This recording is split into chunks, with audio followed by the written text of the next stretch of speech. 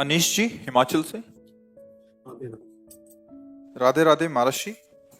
महाराज, मैं शराब मांस मछली का सेवन करता हूँ। कई बार छोड़ने का प्रयास भी कर चुका हूँ पर छोड़ नहीं पा रहा। महाराज जी, बार बार ध्यान उसी तरफ जाता है, कृपया मार्गदर्शन करें। कैसी बात करते हो? प्रयास करे छूट ना पावे, ऐसा कैसे हो सकता है? शरीर ही छूट जाएगा एक दिन। फिर ये गंदी बातें क्यों नहीं छोड़ सकते? आप इतने कमजोर हो गए हो कि या देख लो आपको मन कितना तोड़ दिया कि आप कहते हो मैं छोड़ना चाहता हूं, छोड़ नहीं सकता। ऐसी ये बात तो हमारी समझ में कम आती है कि आप छोड़ना चाहें और फिर वो छूटे ना। ऐसा कैसे हो सकता है? बाहर से सुन के आप छोड़ने की बात करें, अंदर से सुख बुद्धि आपकी उसमें है। अंदर से सुख बुद्धि, इसलिए आप नहीं छोड़ पा रहे हैं। क्या लाभ आपको शराब पीने से मिलेगा? हमें एक भी लाभ बता दीजिए आप शराब पीने में।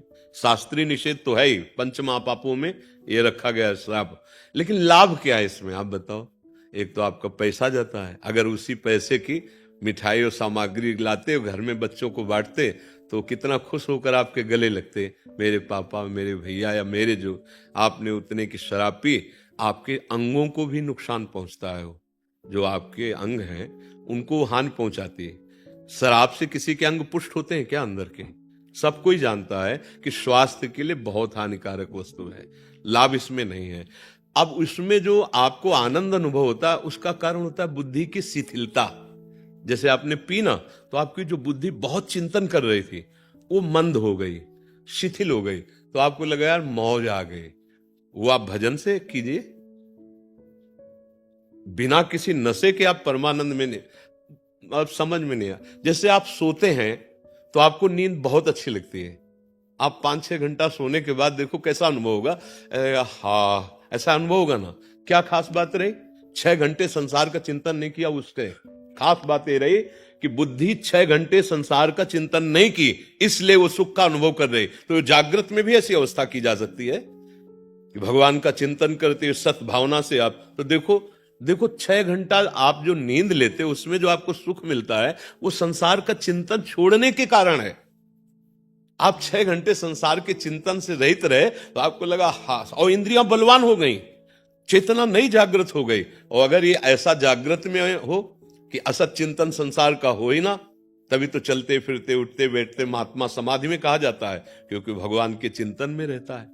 भैया, जो शराब से तुम या किसी नशे से, आप देखो गंभीरता से देखना, वो तुम्हारी बुद्धि को शिथिल करता है, तुम्हारी चेतना शक्ति को शिथिल करता है। तो तुम्हें लगता है कि बहुत मस्त है। जहां तुम्हें हाथ रखना चाहिए रखने के सामर्थ्य नहीं, जहां पैर रखना चाहिए वहां रखने के सामर्थ्य नहीं, जो तुम्हें बोलना चाहिए बोलने के सामर्थ्य नहीं, तुम्हारी सामर्थ्य को वो दबा दिया। तो तुम उसको क्या मानते हो कि वो बड़ा मौज आ गई, बड़ी मस्ती आ गई। नहीं, आप लोगों ने तो देखा होगा, हमने यहाँ देखा अपने वृंदावन में, जब रात्रि में आ रहे थे तो एक छोटी सी नाली थी, और एक भैया जी यही पान किए हुए थे, तो अब वो नाली को ऐसे देख रहे जैसे समुद्र पार कर ला। बार बार पैर ऐसे उठाते, फिर ऐसे करते, आखिरकार वो छोटी सी नाली में उसी में गिर गए। अब बताओ क्या ये सुख है सर आपका? जहां हम पैर रखना चाहते हैं वहां रखने की सामर्थ्य नहीं, जो हम बोलना चाहते हैं बोलने की सामर्थ्य नहीं, वो हमारी चेतना शक्ति को दबा रही है। कोई भी नशा होता है वो हमारी चेतना शक्ति को बढ़ाता नहीं है, वो दबाता है। आप किसी भी नशेबाज को देखिए, आप वो चेतना शक्ति को लुप्त, तो आप ऐसा नाश क्यों कर रहे हैं? अच्छा, जैसे मांस की बात है, लोगों का ये कहना होता है कि भाई मांस से हमारे को बल मिलता है। नहीं भाई, तुम्हारे को मांस से बल नहीं मिलता है, तुम्हारी एक भावना बन गई है। दूसरे के शरीर को काट कर खाकर तुम बलवान और प्रसन्न हो सकते हो, ऐसा नहीं। हाँ, दो हो सकते हैं, या तो हिंसक पशु या राक्षस। आप दोनों में से अगर कोई है तो हमारी कोई बात ही नहीं है आपसे। अगर आप राक्षस नहीं हैं और आप हिंसक पशु नहीं हैं तो फिर ये नहीं। आपके संयम में जितनी ताकत है उतनी ताकत किसी भी खाद्य पदार्थ में नहीं है। संयम से रहिए, और नमक रोटी भी खाएंगे ना आप तो आप पुष्ट रहेंगे, आप प्रसन्न रहेंगे, आप मुस्कुराते नजर आएंगे। अभी बेचारे दीनहीन पशु पक्षी, मालूम मुर्गा है, ये सब अभी तो राक्षसी भाव है हमारी समझ में। आप अपने लिए बहुत हानि का कार्य कर रहे हैं। अच्छा, अब जैसे वे विचार है, तो आपने जो पाणी ग्रहण किया वो तो धर्मयुक्त है, तो शरीर तो वही है ना भाई। रूप का चमड़ा अलग अलग हो सकता है, लेकिन बनावट शरीर की तो वही है ना।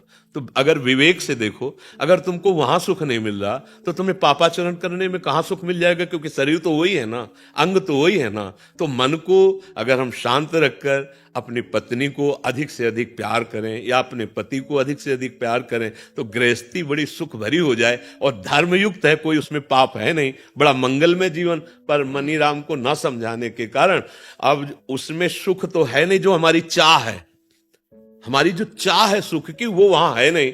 अब हम बदलने लगते हैं, इस शरीर से उस शरीर, इस शरीर से तो ये जो पापाचरण चल रहा है, अब इसके बाद कहो कि हमारा मन भयभीत रहता है, हमें सुख नहीं मिलता है, हम डिप्रेशन में जा रहे हैं, हम जो चाहते हो कर नहीं पाएंगे। तो कैसे कर पाओगे? तुम तो जो वो किए बैठे हो जो तुम्हारा नाश करने के लिए तैयार है, तुम्हें दुख देने के लिए तैयार है। तो इसलिए हमारी प्रार्थना है, अभी अवसर है, अभी संभाल लीजिए अपने आप को। ये शराब, ये मांस, ये सब सच्चाई से, ईमानदारी से, गुरु कृपा बल से चल रहे हैं। कोई पापाचरण, कोई गंदी बात, कोई छल कपट, कोई नाटकबाजी नहीं। हर समय हृदय आनंदित रहता है, क्योंकि प्रभु साथ है ना। अच्छा, मरने का भय लगता है तो हम उसके लिए तैयार हैं, क्योंकि जिससे जो भयभीत करने वाली बातें हैं वो गुरु कृपा से है नहीं। तो लगता है शरीर छूटेगा, और जिसके लिए जीवन भर भजन किया उसके पास जाना है, तो डरना क्या यार, उनके पास जाना है ना हमें। तो हमें डर है नहीं इस बात का। तो ये हम बातें इसलिए आपको बताते कि ये आप भी तो धारण कर सकते हो। बिल्कुल नहीं भाई, हमारी प्रार्थना मानिए, छोड़ दीजिए, नहीं तो फिर प्रकृति आगे दंड देगी, तब आप छोड़ देंगे। छोड़ना तो सब कुछ यहां पड़ेगा ही, तुम कुछ छोड़ो या ना छोड़ो, सब कोई तुम्हें छोड़ रहा है।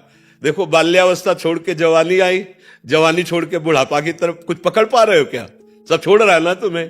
तो अगर पहले से छोड़ दोगे तो बुद्धिमान हो जाओगे, भगवान को प्राप्त कर लोगे। जैसे कोई चद्दर हमारा छीनेगा, हमें पता है गेट के बाहर, तो हम पहले उतार के हाथ में रख लेते हैं, ये ले लो भाई, झगड़े की जरूरत नहीं।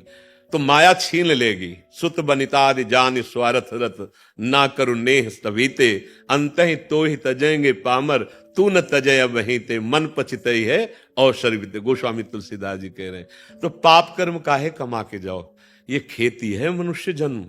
आप नारायण बन सकते हो, आप भूत बन सकते हो, आप मनुष्य बन सकते हो, आप नाली के कीड़ा बन सकते हो। आचरण, आचरण, आचरण तुम्हारा अगर सही है तो सच्ची मानो, बिना कोई सुख सामग्री नहीं, पर हृदय आनंदित रहेगा। और आचरण सही नहीं तो जलोगे। बड़ा पुण्य किया महाराज नहुष ने, और बड़े यज्ञ किए तो देवराज इंद्र पदवी मिली। देवराज इंद्र पदवी कोई छोटी मोटी थोड़ी, त्रिभुवन का स्वामी है। अब नशा चढ़ा पद का भी नशा होता है ना। को नर अस जन्मा जगमा ही, प्रभुता पाई जाय मदना। अब उनको लगा हम त्रिभुवन पति, हमारी आज्ञा सब। तब उन्होंने कहा कि भाई देवराज इंद्र जो पूर्व थे, उनकी पत्नी सेवा में आवे। अब इतनी अप्सराएं हैं, इतनी सुविधा है, लेकिन पदाभिमान पापाचरण के लिए प्रेरित किया। अब वो भाग के गुरुदेव की शरण में गई, बृहस्पति जी की, कि भगवान अब आप ही हमारी रक्षा कर सकते हो, और आपने वचन दिया था कि तुम शरणागत हो, जब कभी कोई दुख पड़ेगा। तो अब भगवान इससे बड़ा दुख क्या कि अब ऐसा है, त्रिभुवन पति पद पे बैठा हुआ है और इसकी आज्ञा का पालन करना होगा। तो उन्होंने बहुत बुद्धिमाने से कहा, हाँ जाओ, कह दो कि हम तुम्हारी शर्त स्वीकार करती हैं, पर अभी तक जितनी सवारियों में हमारे महाराज इंद्र आते रहे, आप उनमें से एक भी सवारी में मत आए। आप कुछ ऐसा अलग आए सवारी में जिससे हम प्रसन्न होकर आपका स्वागत करें। तो वो पूछेगा तुम कि क्या सवारी से? बोलो तुम ऋषियों की सवारी करके, ऋषियों को से पालकी ढुला के आओ। बोले सर्वनाश की जड़ यही होगा उसके, वो अभिमानी समझ नहीं पाएगा, वो मारा जाएगा। ऐसा ही किया। सची जी गई और कहा कि हम आपकी जो आज्ञा गई थी उस पर विचार किया है। तो कभी एरावत पे देवराज इंद्र आते हैं, कभी विमान पे आते हैं। हम चाहते हैं आप ऐसे सवारी पे आओ कि आज तक कोई इंद्र ऐसा किया ही ना हो, तो उसका आदेश कीजिए। तो आप सप्त ऋषियों की पालकी जुतवा और उस पर बैठ करके आओ, और शीघ्र आओ आप, हम आपके मिलन के लिए महल में इंतजार कर रहे हैं। अभिमानी आदमी, पापाचरण करने वाला, ये जान नहीं पाता कि मेरे नाश का कारण क्या है। अब जो जगत बंदनी ऋषि है उनको पालकी में आज्ञा कर दी जोतने के लिए, था वो तो देवराज की आज्ञा है। अच्छा, इतना व्याकुल हो गया कि कहा सर्प सर्प सर्प।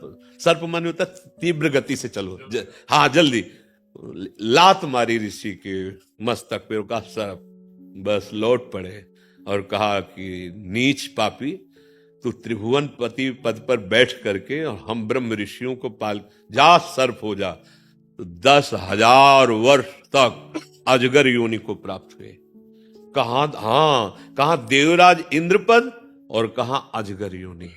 तो देखो, पापाचरण पराई स्त्री के लिए तो देवराज इंद्र पदवी से गिराकर अजगर बना दिया, और हमारी दशा क्या होगी? हम तो कुछ है ही नहीं है। वो तो पुण्यात्मा पुरुष जो त्रिभुवन पति है, इसीलिए कहा गया। ये हर एक बात पर ध्यान दीजिए। आप शराब पीते, आप मांस खाते, आप पराई माता बहनों की तरफ गंदी, भले पैसे वाले हो तो पैसे से अधर्म किया जाता है कि धर्म किया जाता है? देखो, गाय घास खाती है, दूध ठाकुर जी बना देते हैं। उनको दूध चाहिए क्या? उनको रबड़ी चाहिए क्या? उनको नारियल चाहिए क्या? यार, उनको तुम्हारी पवित्रता चाहिए, तुम्हारा प्यार चाहिए। जैसे आप 1 किलो सेव लिए और घर में गए और अपने 4 बच्चे हैं, अब चारों बच्चों को दे दिया। अब एक बच्चा दौड़ के आया तुम्हारी गोद में बैठ के और तुम्हारे मुंह में पवाने लगा, अब तुमको कैसा लगेगा? दिया पापा ने ही है, पर पापा को जब पवाया तो पापा क्या करेंगे?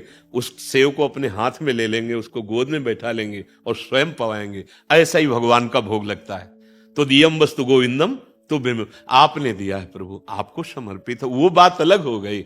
ऐसा नहीं कि तुम पापाचरण करो और फिर भगवान को भोग लगा दो, या मंदिर में जाके नारियल चढ़ा दो, या धूप बत्ती अगरबत्ती। जितनी सुगंध है भगवान के श्री अंग की सुगंध के एक अंश के बराबर भी नहीं। उसमें तुम्हारा जो भाव है कि प्रभु आप प्रसन्न हो जाओ, तो वो अपनेपन से प्रसन्न होते। नाम जप करो, किसी से आशीर्वाद मांगने की जरूरत नहीं। ये गंदे व्यसन छोड़ो, खुद देखो परमानंद में प्रभु तुम्हारे हृदय में बैठे हैं। भगवान कोई लोभी लालची व्यक्ति थोड़ी है कि माल छलाओ तो तुम्हारी तरफ और माल ना छलाओ तो तुम्हारे, ऐसा ले।